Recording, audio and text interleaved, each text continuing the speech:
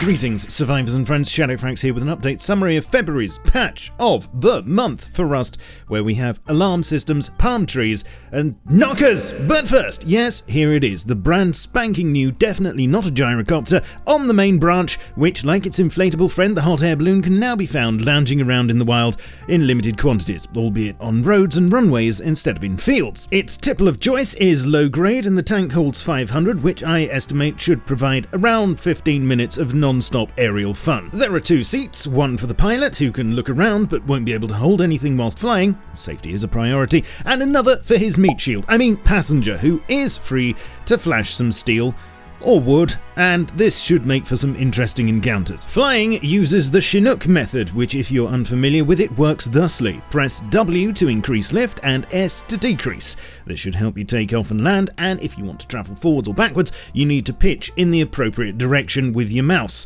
Roll is also controlled via the mouse, and yaw with A and D. Simple. Your first time might be a bit messy, but it does become second nature after a while, and before long you'll completely forget that you're flying through the air on a dining chair tied to a giant meat slicer. Just in case you do start getting carried away and feeling safe, however, it is handy to know that the definitely not a gyrocopter is fairly delicate, with only 1,000 health, and can be knackered by both SAM sights, which will target it and which now shoot rockets faster than before, and bullets fired by humans. Unless, of course, they miss and hit you instead, which should have much the same effect. Something else to note is that the wheels are not simply decorative, and when on the ground you can enter drive mode by pressing crouch. Although it is a bit wobbly and not the fastest method of getting from A to B, it does at least let you park it in your massive hangar to prevent it from decaying. So, the other big set of new toys this month are, of course, a selection of electrical doodads that you've probably heard me waffling on about in the last few videos. But to recap, circuitry in Rust is no longer bound by wires, because thanks to the new broadcaster, yes, I know that's probably not the correct terminology, and receiver,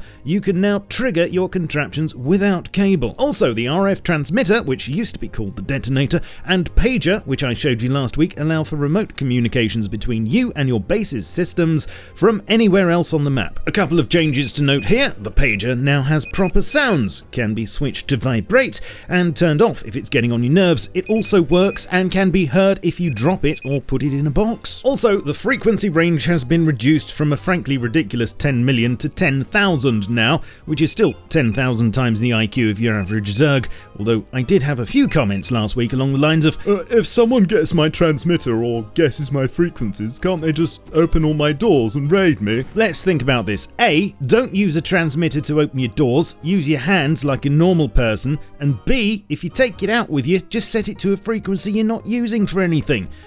And that's all the thinking I'm going to do for you this week. Another 4 new electrical items, all handy for making alarm systems, among other things, are 2 types of warning light, an alarm speaker, and a player sensor, which not only detects anybody in line of sight for a 3 foundation radius, but can also output how many players it sees to a counter. Then there was a RAND switch, which will randomly choose between 2 outputs every time it's triggered. And finally, the memory cell now has a toggle input, which means it can be flicked between its 2 states with a single input. Some of you will no doubt already be getting ideas of what to do with all this, others of you are most likely reeing internally, but whatever the case, please give me your thoughts in the comments. Talking of internal reeing, performance was a big concern this month, and the team made quite a number of changes that hopefully help you no matter what vegetable your rig is based on. First of all, Rust is now finally running on a new version of Unity, something that hasn't happened for a while thanks to bugs and issues on Unity's end.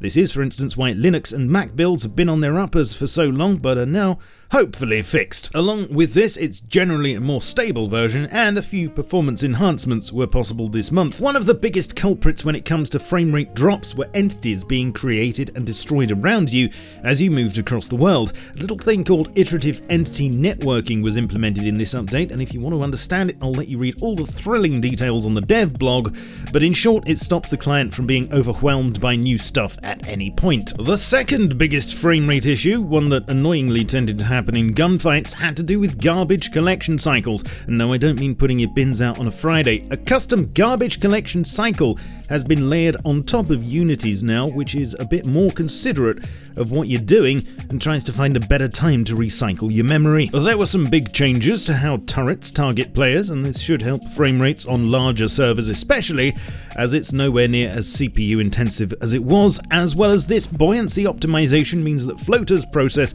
around 2.5 times faster than they did. Respawning in your base is a lot faster, and full screen exclusive mode is now enabled by default, as the Unity update has made it a lot more stable. If, however, this still causes you problems, you can disable it by adding this parameter to Rust's launch options in Steam. New palm trees! If you go anywhere near the desert now, you'll notice a brand new set of palm trees which are a bit bendier than the last ones and overall look much better. And would you like some new hemp to go with that?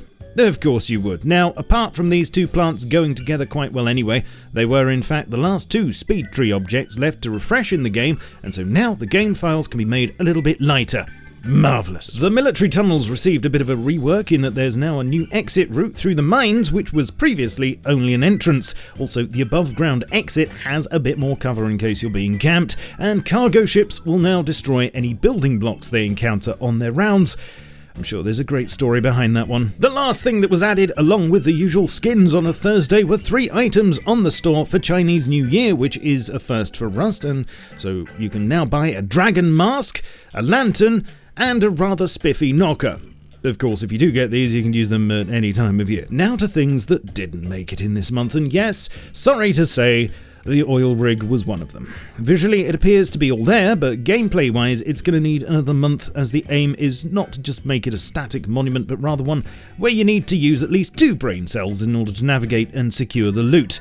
Look out for it on the horizon in the next patch on March the 7th instead. Another thing for March will be the improved water system with deep sea waves and foam, finer water interaction for wave displacement, and disturbance effects that work globally.